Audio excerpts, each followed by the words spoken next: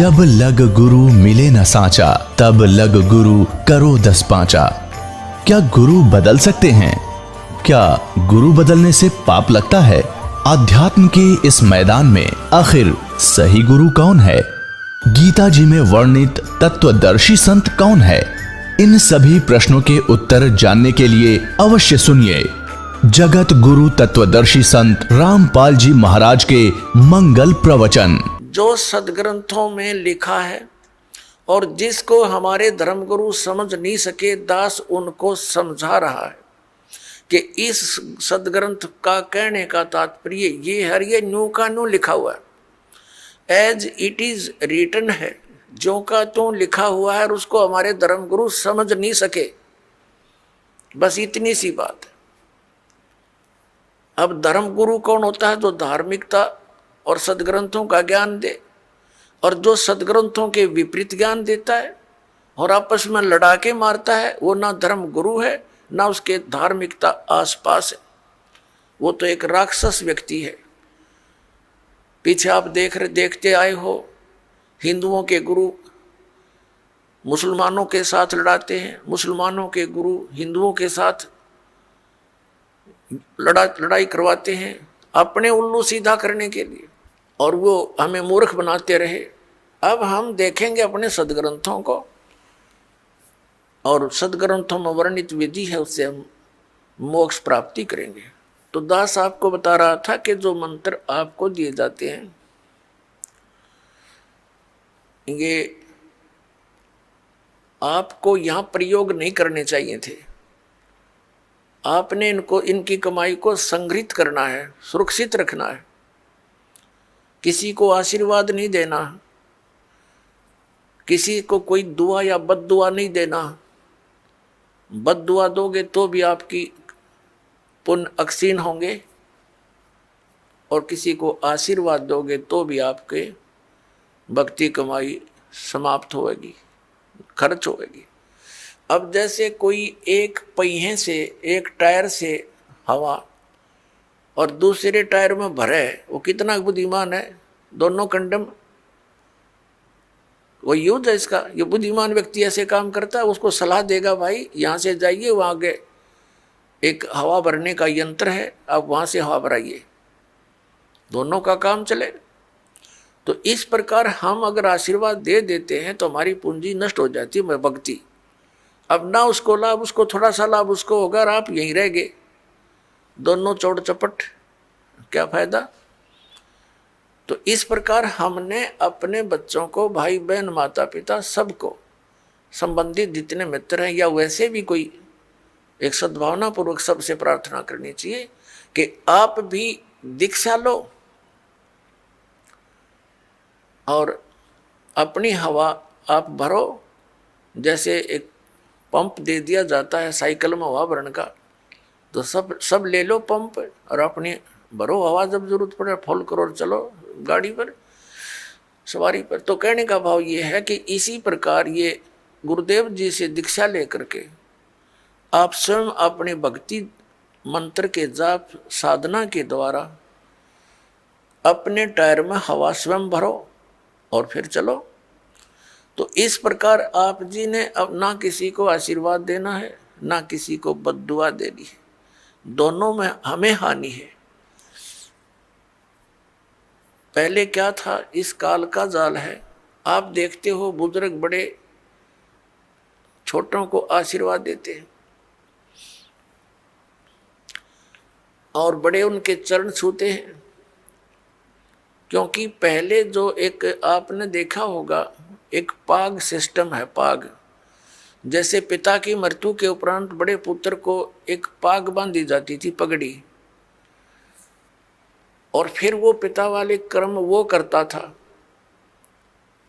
आप पिछला इतिहास देखिएगा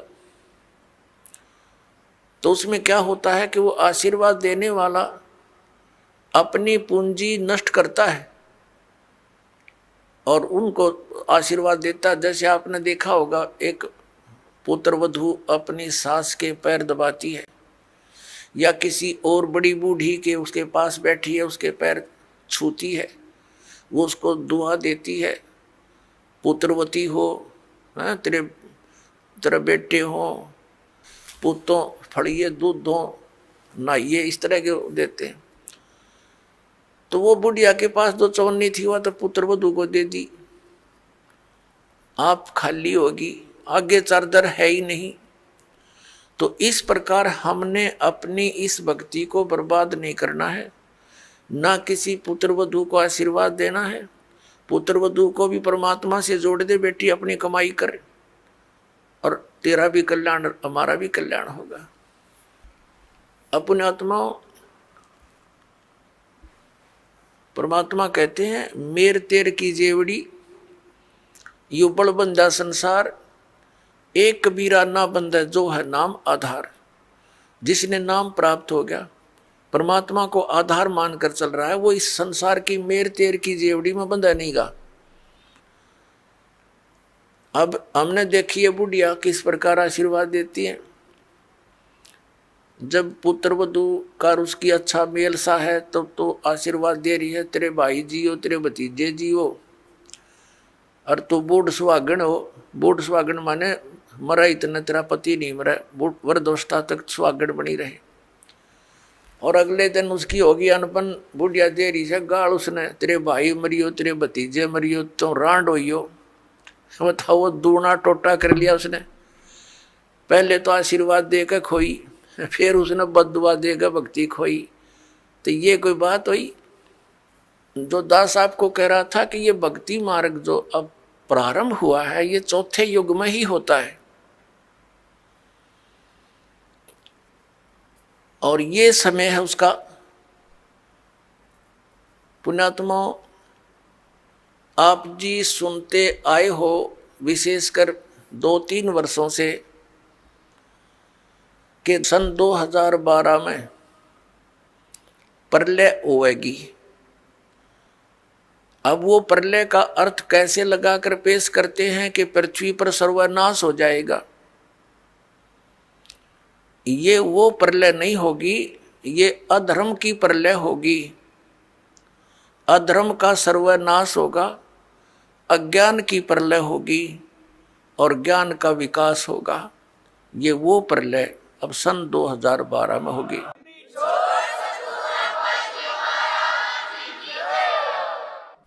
श्रीमद् भगवत गीता अध्याय नंबर 4 के श्लोक नंबर 7 में कहा है, यदा यदा ही धर्मस्य ग्लानि भवति भारत। जब जब धर्म के अंदर नफरत पैदा हो जाती है, अधर्म बढ़ जाता है, धर्म का नाश हो जाता है, तो काल भगवान कहता है तब मैं अपने अंश अवतार सृजन करता हूं, भेजता हूं। अपने आत्माओं, आप जी को दास बार बार बताता है, हम काल के लोक में रह रहे हैं, सरपुरुष के लोक में। और गीता जी का ज्ञान ये काल भगवान यानी ब्रह्म श्री कृष्ण जी में प्रवेश करके बोल रहा है। ये कहता है कि जब अधर्म बढ़ जाता है और धर्म की हानि होने लगती है तो मैं अपने अंश अवतार भेजता हूँ, जैसे श्री राम श्री कृष्ण रूप में, श्री परशुराम रूप में, और वो अधर्म का नाश करते हैं। और दूसरे परमात्मा कौन है जो हमारे लिंक में हैं, जिनसे हम संबंधित हैं?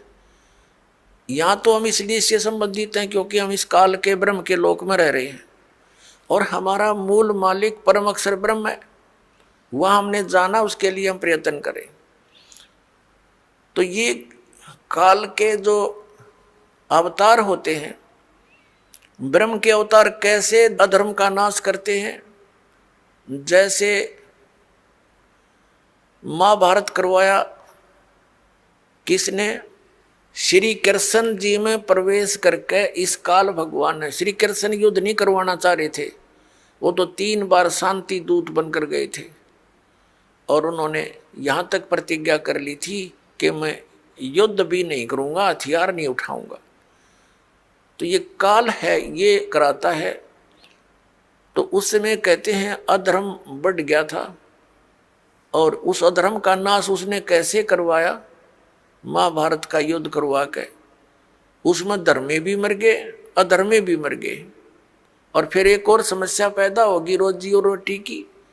बहनें विधवा होगी, बच्चे अनाथ हो गए, वो अधर्म कहाँ बढ़ा, वो तो अशांति और फैलगी। और उन बहन बेटी जो विधवा होगी थी उनके साथ अन्य लोगों ने बदतमीजियां की, उनकी इज्जत के दुश्मन बन गए। ये खाक अधर्म का नाश किया उन्होंने।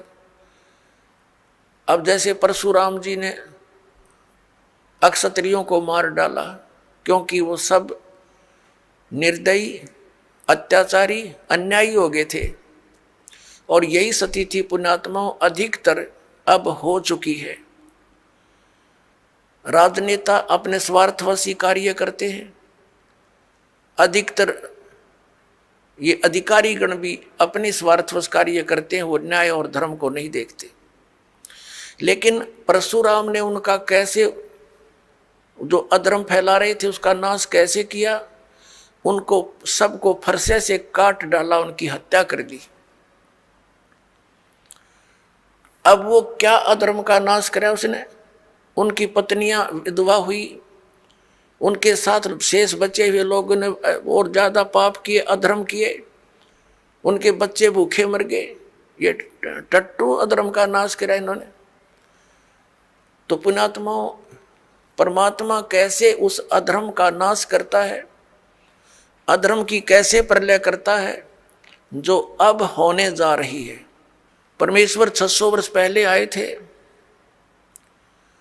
उस समय उन्होंने ये तत्व ज्ञान और अपनी समर्थता का प्रमाण दिया था। परमात्मा ने ऐसे सुख दिए थे जो उनकी शरण में आए थे। 64 लाख शेष हुए थे कबीर परमेश्वर जी के। सन 1398 से सन 1518 तक 120 वर्ष परमात्मा इस पृथ्वी पर रहे, एक जनसाधारण की लीला की, जुलाहे का कार्य किया और एक परम संत की भूमिका की, तत्वदर्शी संत की भूमिका की। और जो भी उनकी शरण में आए उनके आशीर्वाद मात्र से उनको सुख होना शुरू हो गया। यानी परमात्मा की सतीथि को पुनः स्थापित किया परमात्मा कबीर परमेश्वर जी ने, और अधर्म का नाश किया। और उसके बाद फिर उन महापुरुषों के मिलते रहते हैं, वो आकर के उनके द्वारा फिर अपने धर्म का प्रचार कराते हैं, उनसे सुख होता है, जनता को भक्ति में आस्था बनी रहती है। तो अभी ये 50-60 वर्ष पहले तक पुण्यात्माओं, आप पिछला इतिहास देखो, कितना शांति से रहते थे लोग, दुखी को दुखी देखकर दुखी होते थे, उसकी मदद करते थे। एक घर में कोई अभाव होता किसी वस्तु का तो गांव इकट्ठा हो जाता था और भाई उसकी मदद करो, कोई किसी कारण से कोई उसके ऊपर आपत्ति आई है तो। और अब खुश होते हैं किसी का हानि होती है तो कितना अब बिजली गिर गई। उन महापुरुषों के द्वारा स्थापित किया हुआ धर्म अभी तक चल रहा था, अब फिर दया करी है दाता ने। ये आप देख रहे हो, क्योंकि दास के जीवन में ये 61वां वर्ष चल रहा है। इससे पहले का भी समय देखा और वर्तमान का समय भी दास देख रहा है। दिन और रात की बिजली गिर गई है, इतना अंतर हो गया। अब परमात्मा अपने भी वो अंश अवतार भेजता है। जैसे आदरणीय नानक साहिब जी आए, पूरे पंजाब क्षेत्र में धार्मिकता को कूट कूट कर भर दिया। लेकिन 10वें श्री गुरु जी जो थे इनके, गुरु गोविंद सिंह जी, उसके बाद कोई संत गुरु ना रहा। केवल गुरु ग्रंथ साहिब को उन्होंने गुरु मानना प्रारंभ कर दिया। अपनी अपनी डफली, अपना अपना राग शुरू हो गया, शराब पीने लगे, मांस खाने लगे। अपने आत्माओं, जैसे गुरु ग्रंथ साहिब क्या है, ये तो एक विधान है भगवान का, और उस विधान को मेंटेन करने के लिए राजा की आवश्यकता होती है, संत की। तो जैसे हमारा विधान बना के छोड़ दिया और कोई प्रधानमंत्री राष्ट्रपति कोई बने नहीं, और यूँ कहें जहाँ कि इस विधान को राष्ट्रपति मान लो, तो सब आप अपनी डफली बजाओगे, वो तो सारा बात बिगड़ जाएगी। तो उस विधान में जो भी नियम है उनका पालन करवाने वाले संत की आवश्यकता अवश्य पड़ेगी, और तब ये धार्मिकता बनी रहेगी। ये दास का एक संत होने के नाते एक सलाह है और सच्चाई है। तो अब ये कितना अंतर हो गया उसी पवित्र धर्म में। मुसलमान धर्म चला उस समय भी, उसमें कोई ऐसा मांस और शराब का और तम्बाकू का बिल्कुल समावेश नहीं था, और अब इसमें भी ऐसे ही बहुत बुराई करगी, मांस खाते हैं और तम्बाकू पीना, ये तो आम बात हो गई है। तो पुण्यात्माओं, अब ये अधर्म का नाश होगा, नास्तिकता का अंत होगा और सब लोग धर्म की तरफ चलेंगे, क्योंकि अधर्म करके सब थक चुके हैं, शराब मांस तम्बाकू पी कर थक चुके हैं, लेकिन इनको कोई विकल्प नहीं दिखता, क्योंकि समाज के अंदर ये बुराई घनी कर करगी और कदम कदम पर आगे साथी मिले हैं पीने और खाने वाले। तो अब ये दास जो ट्राई कर रहा है, कोशिश कर रहा है कि सबज समाज बनाए, और समाज ही बच्चे जो पुण्यात्मा हैं वही अधिक मात्रा में हो जाएंगे बीड़ी शराब मांस तम्बाकू से दूर और सतभक्ति करने वाले। तो धीरे धीरे उन बुराई को हटाएंगे, अन्य को भी दूर करेंगे, वो भी देखम देखा फिर अच्छाई पर लगेंगे। जैसे देखम देखा ये बुराई सब में घर कर गई है। अब प्रसंग जो चल रहा है पुण्यात्माओं कि अब ये जो समय है ये इन 4 युगों की करीब है, सतयुग त्रेता द्वापर की और इस कलयुग की। अब ये प्राइम टाइम है भक्ति का, मोक्ष कराने का। सतयुग त्रेता द्वापर में प्राणी वैसे ही बहुत सुखी थे, अच्छी आत्माओं का जन्म होता है, तो वो जो भी भक्ति शास्त्र विरुद्ध भी कर रहे होते हैं तो भी उनको सुख होता है। तो वो ये समझ बैठते हैं कि जो साधनाएं हम कर रहे हैं इन्हीं से हमें लाभ हो रहा। जैसे ये दास पहले भगवान श्री कृष्ण, भगवान विष्णु, भगवान शंकर जी, बाबा श्याम जी, हनुमान जी और भी जो भी देवी देवता हमारे पवित्र धर्म में हमें पूज्य बता रखे थे, सबकी पूजा करते थे। और वो अब पता चला वो तो शास्त्र विरुद्ध साधना थी जिससे लाभ हो ही नहीं सकता, और फिर भी बहुत से ढेर सारे सुख अपने जीवन में हो रहे थे। हम ये सोच बैठे थे कि इन्हीं साधनाओं से हमें लाभ हो रहा है। अब पता चला कि उन्हीं पूजाओं को करने वाले हमारे पड़ोस में गांव में उनके सर्वनाश हो गए। कभी बुद्धि नहीं गई कि ये भी वही पूजा करते हैं और इनका कति नाश हो गया और हमें कैसे लाभ मिल रहा है। वो प्रारब्ध कर्म ही हमें प्रफुल्लित हो रहा था। जिनके प्रारब्ध में पाप थे वो पाप उनको कैर तोड़ रहे थे, जिनके प्रारब्ध में सुख थे पुण्य कर्म थे उनको फल मिल रहे थे। पूजा दोनों ही एक जैसी कर रहे थे। अब ये पता चला कि जो साधनाएं हम कर रहे थे उनके प्रतिफल से हमें कोई सुख नहीं था। ये हमारे पुण्य संस्कार थे, पिछले जन्म के संग्रहित जो प्रारब्ध बनाकर हमें दिए गए थे वही प्रफुल्लित हो रहे थे। और एक ऐसे भी देखे हमने जो राम नाम का आसपास भी नहीं, गुट्टी लावें सारा दिन बकवाद करें, ताश खेल लें, कोई राम नाम का जिक्र करे उसका मजाक करें, और उनके ठाठ हैं, उनकी गाड़ियां चलती हैं, ट्रक चलते हैं और वो कुछ भी ना कर रहे। तो अब पता चला तत्व ज्ञान की रोशनी में कि वो सर्व उनको प्रारब्ध ही प्राप्त है। आगे उनका भट्ठा बैठेगा एक कदम, जब तक पिछले जन्म की बैटरी चार्ज है इन्वर्टर की। जिस प्रकार इन्वर्टर की बैटरी चार्जड है और फिर चार्जर लगा नहीं रखा, तो वो जब तक उसकी अक्षमता है उसके अंदर वो चलती रहेगी, काम करती रहेगी, और फिर एक ही दम वो सब डाउन होगी बैटरी, सब लाभ बंद हो जाएंगे। ठीक इसी प्रकार जिन पुण्यकर्मी प्राणियों के पिछले पुण्य उनके साथ हैं, आज वो कति सुखी दिखाई देते हैं और वो भक्ति भी ना करते, वो भक्ति भी नहीं करते और करते हैं तो शास्त्र विरुद्ध कर रहे हैं, और वो फिर भी सुखी नजर आते हैं। तो उनको ये भ्रम हो चुका है कि हम जो पूजाएं करते हैं ये हमारी इस भक्ति के प्रतिफल में मिल रहे हैं, तो ये उनकी भूल है। इसी प्रकार सतयुग त्रेता द्वापर में सभी प्राणी, वो बहुत पुण्यकर्मी प्राणियों का जन्म उन युगों में होता है, तो उनके पूर्व जन्म के संस्कारों से उन्हें फल लाभ मिलते रहते हैं। वो सोचते हैं हम सुखी हैं इसी साधना से, तो उनको कोई कहे कि ये पूजा छोड़कर ये करो, वो नहीं मानते। दूसरा कारण उस समय क्या रहा कि उस समय शिक्षा नहीं थी। शिक्षा के अधिकारी केवल एक ब्राह्मण वर्ण के व्यक्ति होते थे, वही पढ़ते थे, वही अपने बच्चों को शिक्षा देते थे आध्यात्मिक ज्ञान की। संस्कृत के पढ़ने का किसी को अलाउड नहीं करते थे। वैसे पाठशालाओं में पढ़ा जरूर जाता था, लेकिन अध्यात्म मार्ग का ज्ञान उनको नहीं दिया जाता था, ना उनको अधिकार होता था सदग्रंथों को पढ़ने का। जैसा भी वो बताते थे उसी आधार से वो केवल क्रिया ही करते थे। गुरुजी ने जो मार्गदर्शन किया उसी तरह वो क्रियाएं करते रहे। और दूसरा ये था कि उस समय एक वेदों को ही आधार मानकर ज्ञान दिया जाता था, अन्य कोई शास्त्र या कोई विचार कोई व्यक्त नहीं करता था। कोई शास्त्र सदर ग्रंथ अन्य नहीं था वेदों के अतिरिक्त, तो उनको कोई शंका संशय नहीं था। और उनको जो मार्ग बताया जाता था वेदों अनुसार ओम नाम का जाप ही ऋषि लोग दिया करते थे, और कोई अन्य मंत्र नहीं देते थे। जैसे ये ओम नमः भागवते, ओम नमः शिवाय आदि ये मंत्र नहीं जाप करते थे, वो तो बाद में करने लगे हैं लोग। तो केवल ओम नाम का जाप और 500 यज्ञ ये ऋषि जन करते और करवाते थे। तो उस समय जो साधना वो ओम नाम का जाप और गुरु परंपरा से करते थे, उनको भविष्य की पुण्य तो एकत्रित होते थे, लेकिन लाभ उनको पिछले ही संस्कारों से मिल रहा होता था। ओम नाम के जाप से उनको क्या लाभ होता था? ब्रह्मलोक प्राप्ति। जैसे आपने श्री महावीर जैन जी के जीवन में बहुत बार दास ने दिखाया है, वो महापुरुष तो वेदों अनुसार साधना करते थे, जिस कारण से 80 लाख बार तो वो देवता पद को प्राप्त किया उन्होंने।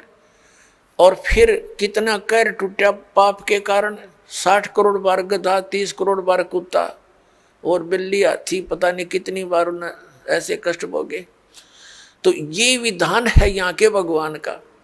तो सतयुग त्रेता द्वापर में कोई भी प्राणी परमात्मा के इस ज्ञान को ग्रहण नहीं कर सकता। कोई ये कहे कि ब्रह्म से ऊपर भगवान है, और कोई ये कहे कि श्री कृष्ण और राम से ऊपर कोई शक्ति है, विष्णु और ब्रह्मा से ऊपर शक्ति है, तो सतयुग त्रेता द्वापर में लोग नहीं मानते, क्योंकि वो स्वयं सुखी होते। और इस कलयुग में क्या है, इस काल न करी थी हेरा फेरी हमारे साथ। क्या हेरा फेरी की थी कि परमात्मा से कहा था कि जब तुम्हारा वो प्राइम टाइम आवेगा कलयुग में पार करने का, तो उससे पहले मैं अनेकों पंथ अनेकों मजहब बना दूंगा, सबको भ्रमित करवा दूंगा, मंदिर मस्जिद गुरुद्वारे और इन तीर्थों तक सीमित कर दूंगा, श्री राम कृष्ण देवता आदि पर पूर्ण दृढ़ कर दूंगा।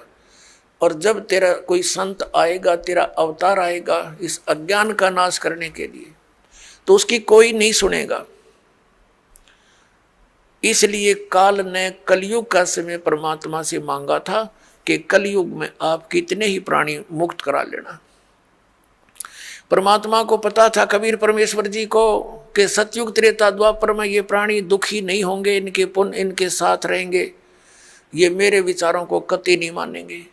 और कलयुग में काल ने चाल चली थी कि इनको नास्तिक कर दूं, ये भक्ति चाहे ही नहीं, कोई आवे तो उनका संदेश वाहक परमात्मा का, तो ये सुना ही नहीं। जैसे पूरा चीन नास्तिक हो गया, पूरा रूस नास्तिक हो गया। काल का ये दाव था कि भारतवर्ष को भी नास्तिक कर दूं। इसके लिए इसने कौन से कदम उठाए? पहले तो बुद्ध धर्म की शुरुआत की।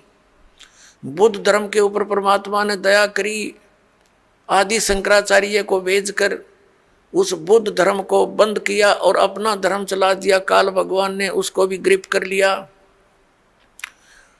उसने श्री कृष्ण, श्री राम, श्री शंकर जी को सुप्रीम पावर बताकर हमारे ऊपर ये पूरी साधनाएं थोप दी, और फिर साथ में मंदिर, ये तीर्थों और ये धामों की पूजाओं पर लगा दिए, बंदरों की पूजाओं पर। अब परमात्मा बड़े दयालु हैं, ये भी उनका एहसान है श्री आदि शंकराचार्य जी का कि उसने हमें नास्तिक होने से बचा दिया। यदि बौद्ध धर्म भारतवर्ष में फैल जाता तो चीन जैसी दशा आज हमारी होती, हम राम नाम बोल भी नहीं सकते थे। लेकिन बात वही की वही रही, आसमान से गिरे, खजूर पर अटक गए। लेकिन इतना अवश्य रहा कि हम धार्मिकता की तरफ अग्रसर रहे। अब काल ने फिर दूसरा दाव खेला नास्तिक बनाने का। ये जितना राधा स्वामी पंथ, जय गुरुदेव पंथ, विनोद वाला राधा स्वामी पंथ, ताराचंद वाला, और ये सच्चा सौदा सरसा और जगमाल वाली वाला, और ये अड़क यहाँ पर निकट सी है हिसार के पास है गंगुआ, और ये ठाकुर जी, ये कृपाल सिंह जी, ये सारे एक ही कुएं का जल है। श्री शिवजाल जी के विचारों से प्रभावित हैं, उसी के आधार से प्रचार करें। अब ये क्या करते हैं, जैसे अपने हिंदू धर्म के सबके घरों में एक जोत जला करती देसी घी की, ये तो आम देखा होगा आपने। तो इन्होंने राधा स्वामी, धन धन सतगुरु वाला ने, जय गुरुदेव वालों ने, ये ताराचंद वाला ने वह भी बंद करवा दी। इन्हों कही ये जोत नहीं जलानी, हमने तो अंदर जोत जलाएंगे। बताओ, वो थोड़ा बहुत हवन यज्ञ का लाभ था, होना था, पुण्य बनना था, वो भी बंद करवा दिया। और इनका ज्ञान आपके पास है, वो कैसे वचन सुनाते हो, सतनाम वही सतनाम है, वही सतपुरुष, वही सार शब्द, वही सार नाम, वही सचखंड, वही सतलोक, वही राधा स्वामी। ये इनकी अकल देखो। इन ज्ञान तो सब सदग्रंथों से अलग कर दिया। इनकी एक और थ्योरी है। इनके महापुरुष कहते रहे हैं कि हमने वेदों और गीता को पढ़ने की आवश्यकता नहीं, हमारा ज्ञान तो इनसे आगे का है। जो थोड़ा बहुत गीता जी को नित्य पाठ करके ज्ञान यज्ञ का लाभ मिलना था, वो बंद करवा दिया। इन ग्रंथों से नफरत करवा दी। तो ये पक्के काल के दूत थे। अब कुछ वर्षों के अंदर आप देख लेना, अगर ये नहीं इस मार्ग पर लगे तो सब नास्तिक हो जाएंगे, चीन जैसी स्थिति हो जाएगी इन लोगों की। लेकिन अब परमात्मा दया करेंगे, सबको ये ज्ञान स्वीकार करना पड़ेगा, नहीं तो इस मनुष्य जीवन को नाश करके वो बहुत कष्ट उठाएंगे जो इस ज्ञान को स्वीकार नहीं करेंगे। दास कोई उनकी बुराई में नहीं बोल रहा। इस दास को ये पता चल गया कि हम एक पिता की संतान हैं, और यहाँ का जो काल भगवान है वो नहीं चाहता कि इनको यथार्थ ज्ञान हो। सदग्रंथ हमारे पास है और गुरु हमने बना रखे। हमारे हिंदू धर्म के गुरु हमें नहीं बता पाए सदग्रंथों में क्या प्रमाण है, इसके विरुद्ध लोक वेद सुनाकर हमारा बट्ठा बैठा दिया इन्होंने। तो दास का उद्देश्य सभी पुण्यकर्मी प्राणियों से है, यही है कि आप जी सच्चाई को ग्रहण करें, पूरा अच्छी तरह जांच करें जो दास शब्द बोलता है, और फिर इस तत्व ज्ञान को ग्रहण करें और अपना कल्याण करवाएं। तो पुण्यात्माओं, प्रसंग चल रहा है कि ये वो समय है, अब इस अधर्म का नाश होगा और धर्म का विकास होगा। धर्म और धार्मिकता शास्त्र अनुकूल साधना करने से ही ऊपर उठेगी। अभी तक हम शास्त्र विधि को त्याग कर मनमाना आचरण कर रहे थे, जिस कारण से हमें भगवान से मिलने वाला लाभ नहीं प्राप्त हुआ, और हम भगवान को भूलकर फिर हम स्वयं अपना लाभ प्राप्त करने के तरीके खोज लिए। जैसे किसी को टेंशन होगी तो वो गुट्टी लगाने लग गया, शराब पीने लग गया, टेंशन खत्म करने के लिए। जो निर्धन है वो पहले संतों के पास जाते थे, परमात्मा की विधि प्राप्त करते थे, संकट निवारण के लिए भी संतों के पास जाते थे। तो उनको जो साधना बताते थे, जो सही संत होते थे, तो उनको उनसे राहत मिलती थी। तो फिर वो व्यक्ति परमात्मा पर दृढ़ रहते थे। अब हम क्या करते हैं, संतों के पास जाते हैं, वो हमें साधना विधि बताते हैं, उनके द्वारा बताई साधना विधि को हम खूब तसल्ली से करते हैं, लेकिन राहत कुछ मिलती नहीं। तो हम दूसरे के पास जाते हैं, वहाँ से भी इसी प्रकार उनके द्वारा बताई साधना को हम करते हैं, फिर कोई लाभ नहीं होता। तो लास्ट में फिर हम क्या सोचते हैं, स्वयं ही धनी बनना चाहते हैं। टेंशन बुलाने के लिए तो गुटी लाने लग गए, दूना पाप कर लिया इकट्ठा, और फिर धनी बनने के लिए रिश्वत, मिलावट, चोरी, ठगी, ये बकवाद शुरू कर दी। तो ये दूने पाप के भागी बनेंगे हम, उनसे लाभ तो होना ही नहीं। जैसे मान लीजिए किसी व्यक्ति ने 2 नंबर का काम करके, मिलावट करके, या 2 की वस्तु को 20-50 में बेचकर पैसा इकट्ठा भी कर लिया, तो फिर उसके साथ क्या बनेगी? या तो कोई बालक बीमार हो जाएगा, या कोई स्वयं को ऐसा रोग लग जाएगा, वो सारा पैसा भी जाएगा, और वो उस पैसे को 2 नंबर से इकट्ठे करने का जो पाप था वह उसके लिए शेष रह जाएगा। एक व्यक्ति ने बताया कि जी मैं बहुत नालायक व्यक्ति था, ऐसे मेरी कोई दुकान थी, बहुत पुराने समय की बात है, जब ये टेप रिकॉर्डर चले ही चले थे। वो कह रहा था उसका रिफल जो था इस कैसेट का, एक ऑडियो कैसेट चाली थी, टेप में चला करती, वो ला करता मैं तोल के बावत है, और मुझे टोटल वो सारा कुछ 2 रुपये में पड़ता था। उस पर सोनी की स्टैंप लगी हुई होती थी, और उसको मैं 32-30 रुपये में बेचता था, और वो तो टूट जाती थी 10-5 दिन में। फिर मैं उनको धमका देता था, मैं क्या करूं, तुम्हारा इंस्ट्रूमेंट खराब होगा। अब उस टाइम तो मुझे खूब पैसा आता नजर आ था, मैं ठाठम ठाठ समझ रहा था। फिर मेरा इकलौता पुत्र रोगी हो गया, और उसके पहले तो लोकल डॉक्टरों को दिखाया, उनसे इलाज नहीं हुआ। किसी ने बताया कि वहाँ संत के पास जाओ, वहाँ जाओ, झाड़ा लगवाओ, झाड़ फूक भी साथ में दवाई भी चलती रही। फिर 1 वर्ष तो ऐसे चला, कुछ कभी राहत हो जा, कभी फिर बीमार हो जा। लास्ट में पता चला कि उसकी दोनों किडनी फेल होगी। उसके लिए ऑल इंडिया इंस्टीट्यूट दिल्ली में गए। उस समय दोनों किडनी फेल होगी और गुर्दे बदलवाए, उसके एक गुर्दा बदलवाया। लगभग हमारा 3 लाख रुपए खर्च हो गया, 3.5 लाख के आसपास टोटल, जब से वो रोगी हुआ था। लड़का स्वस्थ हो गया, कोई बात नहीं, जो नुकसान हुआ सब्र किया। उसके विवाह की तैयारी कर रहे थे। 6 महीने के बाद, स्वस्थ होने के 6 महीने के बाद वही लड़का बस दुर्घटना में एक्सपायर हो गया।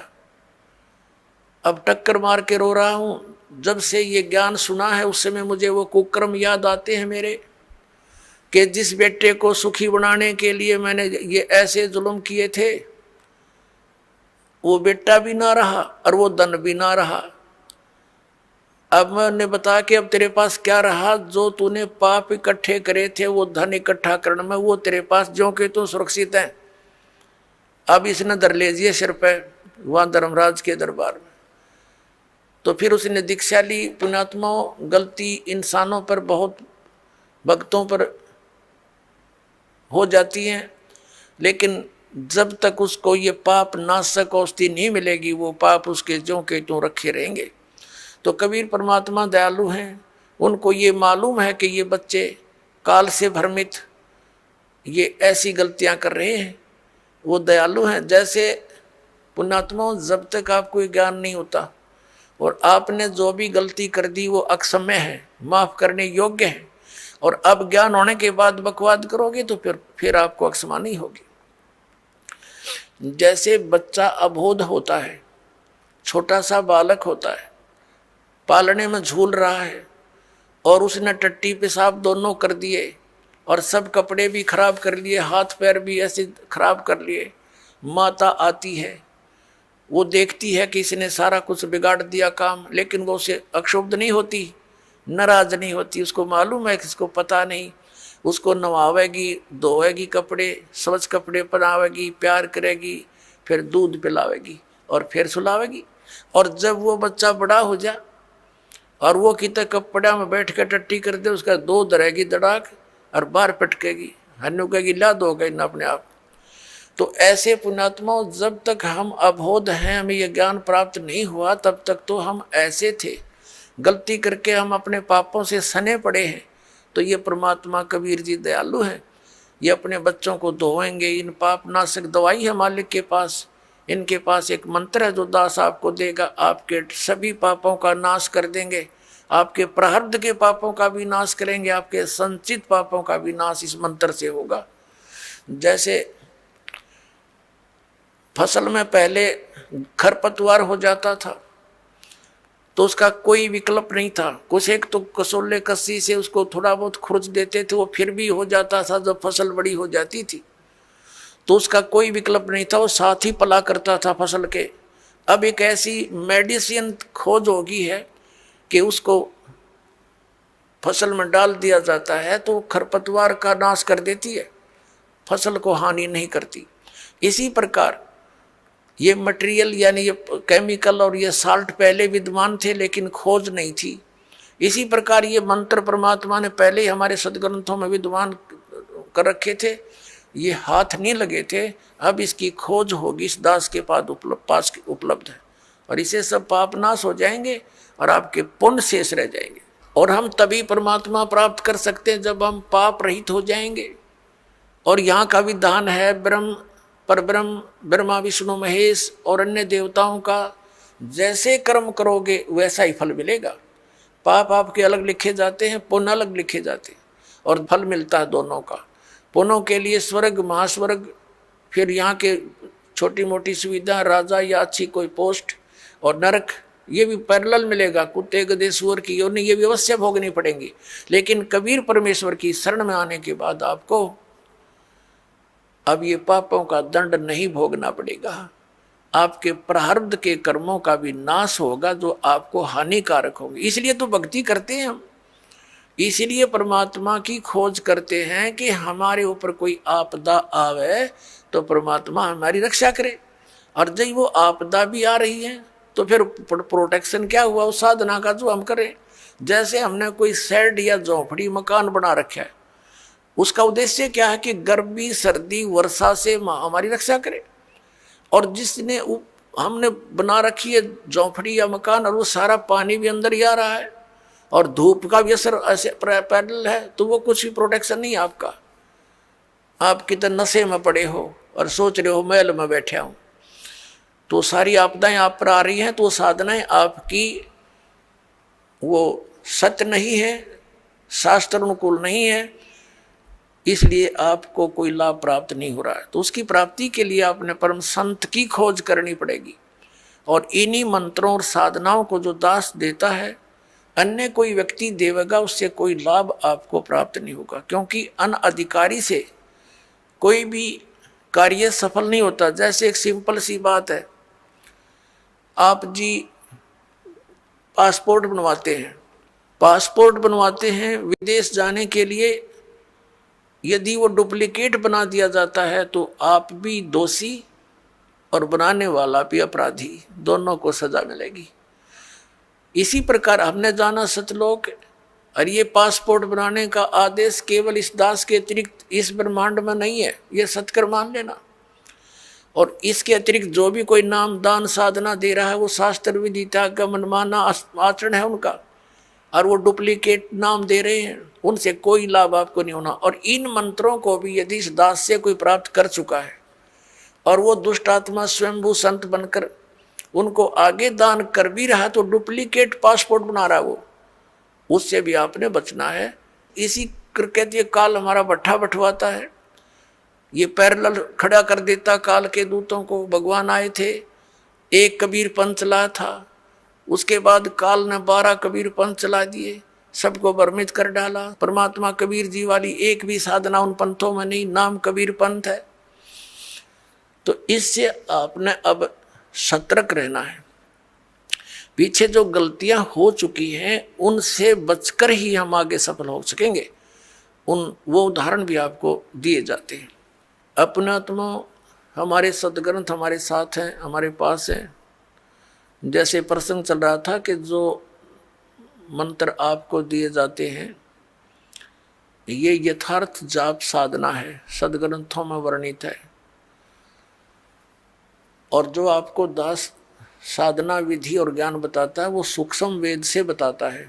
तत्व ज्ञान रूपी 5वां वेद जो है, जो सच्चिदानंद घन ब्रह्म की वाणी में वर्णित है, उसके आधार से आपको ज्ञान देता है। तो उसके अंदर कंप्लीट ट्रीटमेंट है, यो पूरा कोर्स है। जैसे आप जी ने पवित्र हिंदू धर्म के धर्मी पुरुषों ने, भक्तों ने, बहनों ने पुराणों को खूब पढ़ा है, श्रीमद् भगवद गीता को भी पढ़ा है। श्रीमद् भगवद गीता में केवल एक मंत्र है, ओम, 8वें अध्याय के 13वें श्लोक में, वो ब्रह्म का मंत्र है। ओम इति एकाक्षरम ब्रह्म व्यवहारण माम अनुसमरण ये प्रियाति तजन देहम स याति परमाम गतिम। उसका भावार्थ ये है कि गीता ज्ञान दाता ये ब्रह्म है, श्री कृष्ण जी में प्रवेश करके बोल रहा है। ये कह रहा है कि मुझ ब्रह्म का केवल एक ओम मंत्र है, नथिंग एल्स, ये एक अक्षर है। और इसका उच्चारण करके सिमरण करता हुआ जो शरीर त्याग कर जाता स याति परमाम गति, वो ओम से मिलने वाली जो परम गति उसको प्राप्त होता है। ओम से क्या होती है? ब्रह्मलोक प्राप्ति। ब्रह्मलोक में गए हुए प्राणी भी वापस आते हैं। 8वें अध्याय के 16वें श्लोक में गीता जी में ये भी स्पष्ट किया हुआ।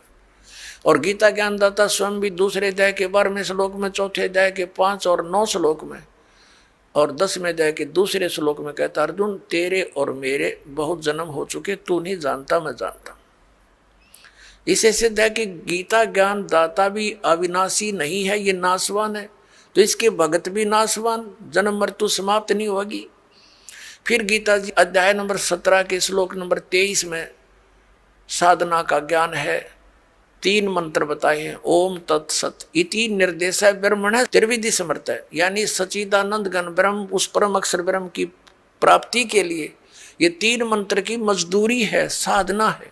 अपने आत्मा और कोई मंत्र इसमें जाप नहीं। तीसरे अध्याय के 10 से लेकर 15 तक श्लोकों में गीता जी में यज्ञों की जानकारी दी है, विधि नहीं बताई है, यज्ञों का लाभ बताया है।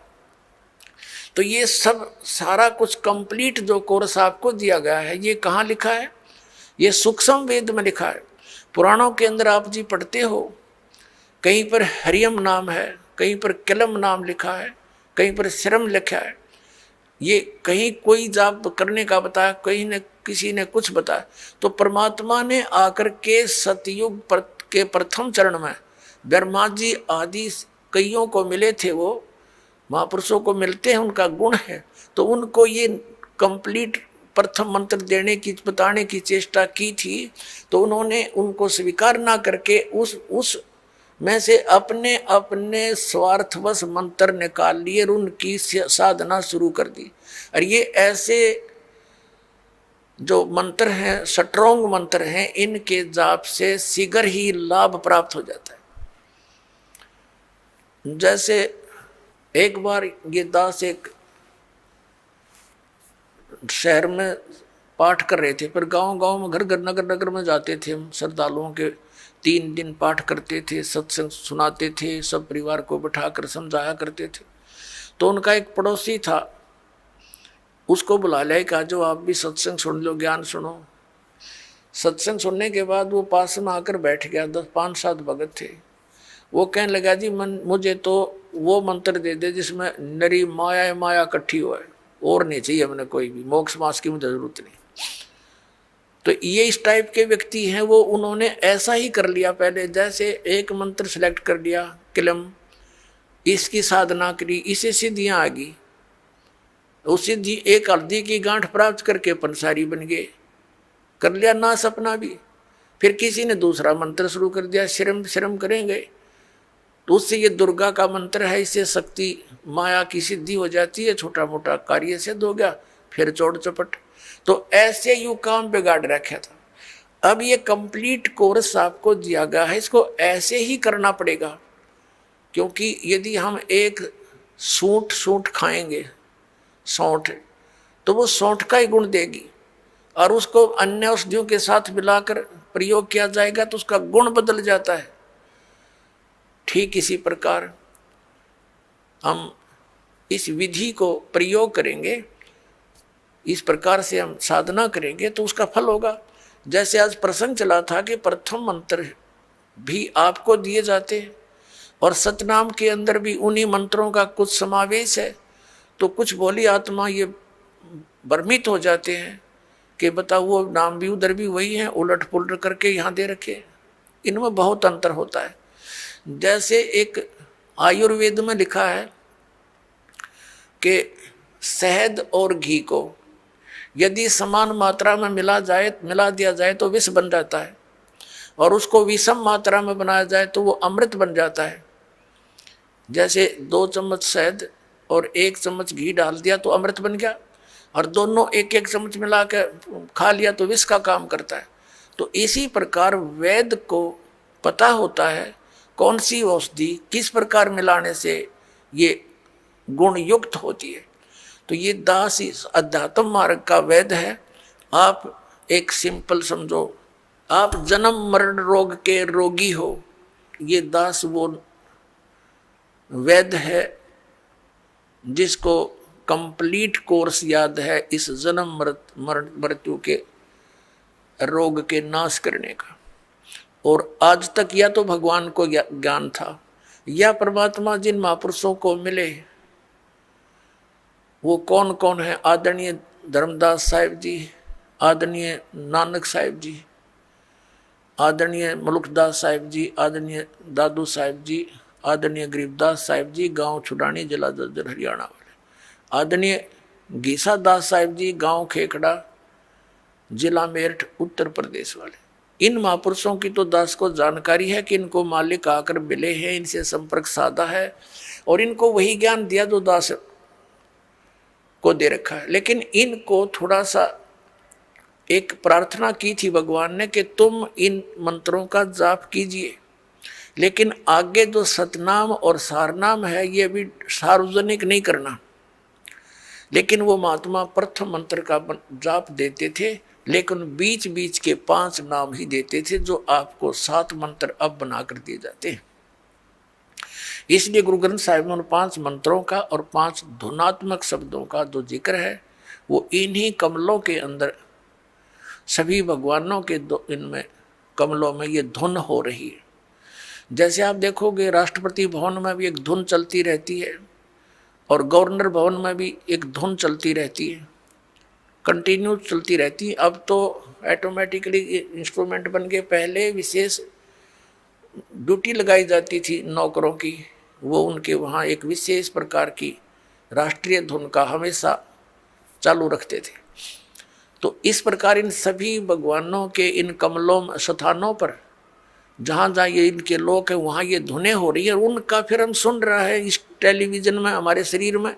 जैसे कोई भी कार्यक्रम कहीं हो रहा है तो टेलीविज़न पर हम यहाँ देख रहे हैं, लेकिन वो टेलीविज़न में नहीं है, वहाँ तो हम देख रहे, सुन रहे हैं, वो वास्तव में कहीं और होता है। तो ऐसे ये मंत्र हैं। तो पुण्यात्माओं, जो दास आपको मंत्र देता है, जो ज्ञान देता है, ये बिल्कुल फाइनल समझ लेना। और उपदेश प्राप्त होने के बाद केवल आप दास जो आदेश आपको दे उसका पालन करना है, उसमें अग्रम मग्रम नहीं करनी, नहीं तो फिर आप भक्तिहीन हो जाओगे। तो कहने का भाव यह कि आज का जो सत्संग चल रहा है किस उद्देश्य से है कि ये वो समय है जो हमें मोक्ष प्राप्त कराएगा। आइए अब हम उन श्रद्धालुओं के अनुभव जानते हैं जो जगत गुरु तत्वदर्शी संत रामपाल जी महाराज जी से दीक्षा प्राप्त कर चुके हैं तथा उनके द्वारा बताए गए भक्ति मार्ग पर चल रहे हैं। सर नमस्कार। नमस्कार सर। सर क्या नाम है आपका? मेरा नाम रतिराम परमार है जी। सर कहाँ से आए आप? मैं गांव छटेरा, तहसील कसौली, जिला सोलन का रहने वाला हूँ। फिलहाल सोलन में मकान बना करके रह रहा हूँ। सर क्या करते हैं आप? मैं सेना पुलिस से सूबेदार मेजर के पद से रिटायर हूँ और वर्तमान में एक छोटी सी दुकान करता हूँ। सर संत रामपाल जी महाराज से कब जुड़े आप? मैं 2014 मई के महीने में संत रामपाल जी महाराज से जुड़ा था। मेजर साहब आपसे एक और बात जानना चाहेंगे कि संत रामपाल जी महाराज जी से नाम दीक्षा लेने से पहले आप क्या भक्ति साधना करते थे? सेना में रह करके ज़्यादातर हमारे एक तो पहाड़ी इलाके में यहाँ पर माता दुर्गा की पूजा करते हैं, गाहे बगाहे बीच में। कभी वैसे तो एक सैनिक के नाते जहाँ भी कहीं झंडा देखा, जहाँ कहीं मंदिर, चर्च, गुरुद्वारा, चाहे कोई मस्जिद हो, सब में हम मस्तिष्क नवाते थे और यही हमारी पूजा थी, इसी को हम करते थे। संत रामपाल जी महाराज जी की शरण में एक सैनिक का कैसे आना हुआ? ये एक अद्भुत कहानी है सर। मैं दुकान में बैठा था, कुछ 4-1 बजे का टाइम था शाम को। मेरे पिताजी कबीर साहब के बहुत अच्छे अनुयायी हैं, उनके भक्त हैं। वो अचानक, कभी मैं ज़िंदगी में हमको डांट तक नहीं मारा, उस दिन फ़ोन आया और एकदम डांट करके मुझे बोला, क्या यार ये केबल हमारी बंद हो गई और मैं धार्मिक सुनना है। तो कुछ ऐसे लहजे में बोला कि मुझे भी अंदर से मुझे भी गुस्सा आ गया कि मुझे ही क्यों ऐसा बोला है। फिर मन में सोचा कि मैं बड़ा ही बड़ा हूँ, मेरे को बोलेंगे और किसको बोलेंगे। मगर मेरे अंदर भी आग भड़क गई। तो मैंने क्या किया कि ठीक है बोल करके, और जो केबल वाला था मैंने सारी कसर उसके ऊपर निकाल दी। इतना गुस्से में बोला और 2 मिनट में उसे ठीक करके फटाफट मेरे पास दौड़ के आया। अंकल जी आप इतना गुस्से कभी हुए नहीं। मैं भी पछताया कि मैंने वाकई इसको गलत बोल दिया। खैर जो हुआ, फिर पिताजी को भी महसूस हुआ, उन्होंने दोबारा मुझे फ़ोन किया कि यार ऐसी बात थी, मैं धार्मिक प्रवचन आते हैं, और उसके थोड़ा मतलब मुझे एक किस्म से मस्का लगाने लगे वो। तो मैं समझ गया कि कोई बात नहीं, लेकिन मेरे को गुस्सा उस बात का बड़ा भारी था। तो खैर, मगर एक बात जो उन्होंने बोली वो मेरा रास्ता ही बदली कर दिया जीवन का, कि उन्होंने ये बताया कि देखना यार, शाम को एक सत्संग आता है 7:40 पर, उस टाइम साधना चैनल पर आता था, कि उस पर देखना है, कोई कबीर साहब की बड़ी अच्छी भाषा बोलता है, और वो संत बोला बड़ी अच्छी बोलता है, उसको देखना आपने। परमात्मा ने रजा करनी थी, इस पापी को रास्ते पर लाना था, वो टाइम मुझे याद रहा। और मैंने जैसे वो 7:40 पर लगाया तो मैंने देखा ये कौन से संत है भाई। हालांकि मैं सेना में रहते हुए सभी के साथ काम किया, तो मुझे हरियाणा की भाषा का भी मालूम था, सबका ज्ञान था।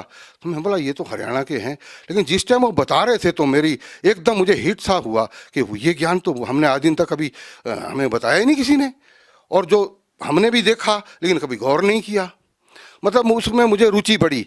सर, जब आपने पहली बार संत रामपाल जी महाराज जी के सत्संग सुने तो पहली बार जरूर आपके मन में कुछ न कुछ तो आया होगा कि कैसे ये उलूल जुलूल बातें कर रहे हैं देवी देवताओं के बारे में। हमने काफी सारे अनुयायियों से जब इसके बारे में पूछा तो काफी सारे लोगों ने ये बताया भी कि पहली बार जब उन्होंने संत रामपाल जी महाराज जी का सत्संग सुना तो वास्तव में ही थोड़ा अजीब लगता है और गुस्सा भी आता है।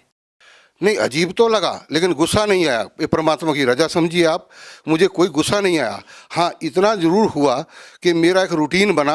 अब मैं क्या बोलूँ, मुझे बताते हुए शर्म आती है कि 7:40 पर वो चैनल शुरू होना, मैंने पक्का लगाना, डेली देखना दुकान में। और मैं क्या बताऊँ, मुझे बड़ी शर्म आती है बोलते हुए कि उसी टाइम पर मैं शराब पी शुरू कर देता था।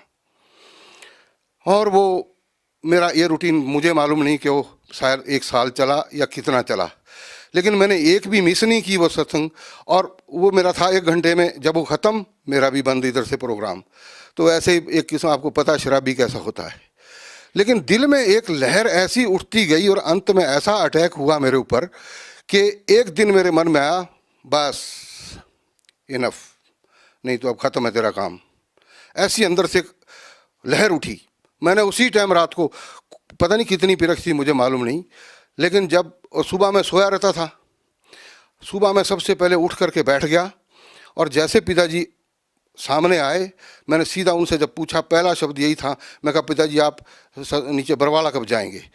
तो मुझे ऐसे लगा कि मेरे मुंह से मुझे इतनी बदबू लगी, अरे बाप रे बाप, मैंने शराब इतनी बुरी तरह, उससे पहले कभी मेरे को बदबू नहीं आई, उस दिन लगी।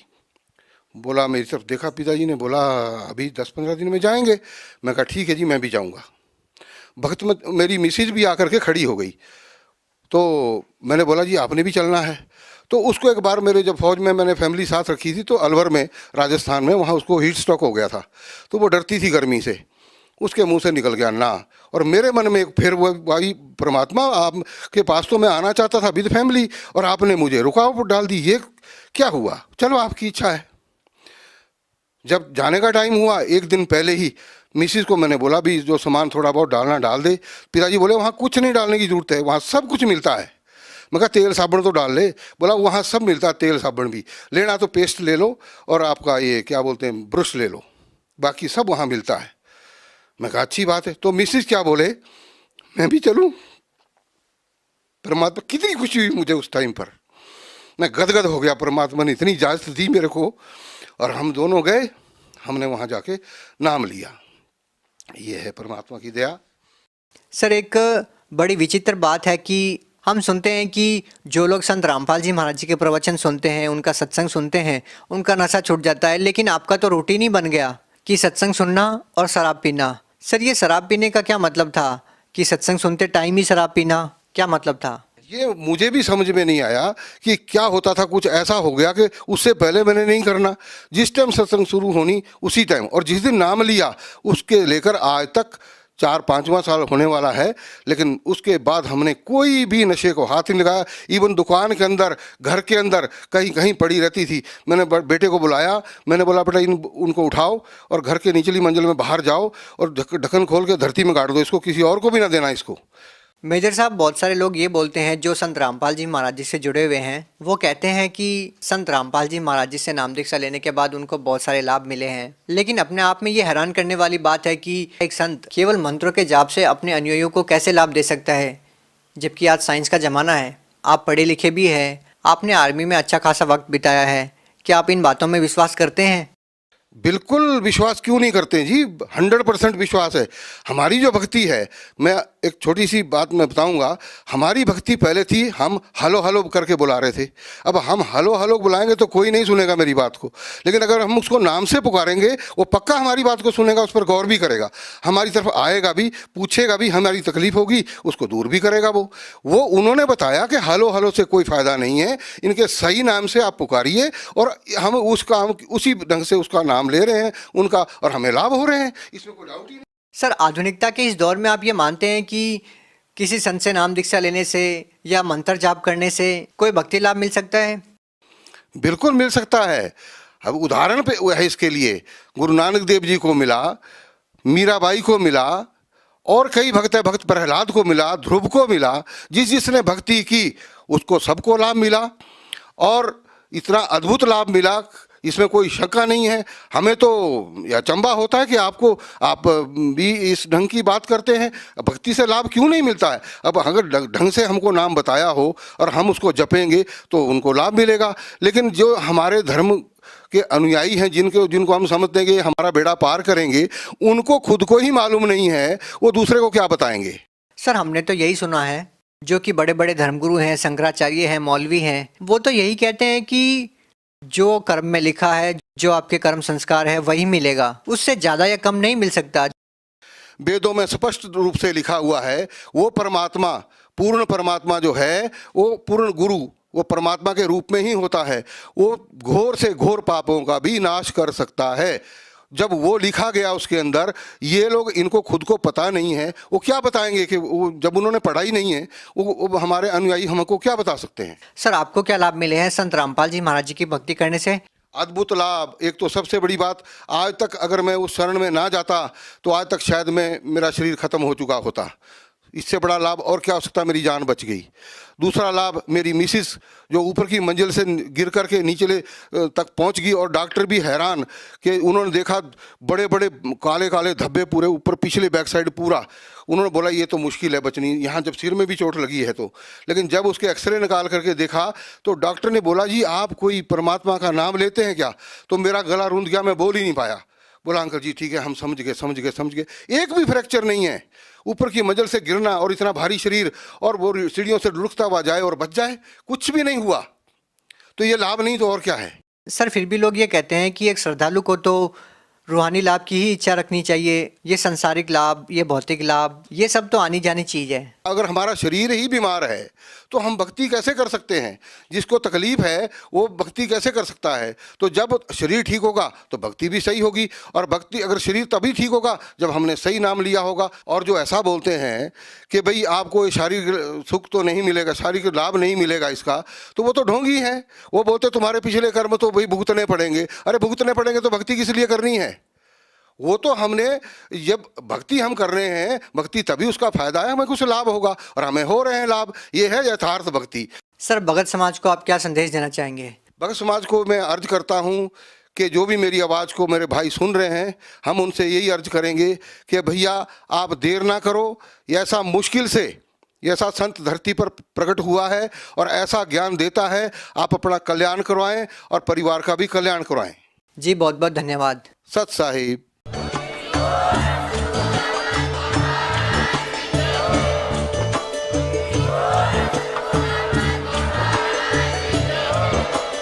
आप सुन रहे थे जगत गुरु तत्वदर्शी संत रामपाल जी महाराज जी के मंगल प्रवचन। अधिक जानकारी के लिए विजिट कीजिए हमारी वेबसाइट www.jagatgururampalji.org। संत रामपाल जी महाराज जी के शुभ आशीर्वाद से पूरे विश्व भर में 500 से भी ज्यादा नाम दीक्षा केंद्र हैं, जिन पर संत रामपाल जी महाराज जी द्वारा ऑनलाइन निशुल्क नाम दीक्षा दी जा रही है। अपने नजदीकी नाम दीक्षा केंद्र का पता करने के लिए संपर्क करें 8222880541।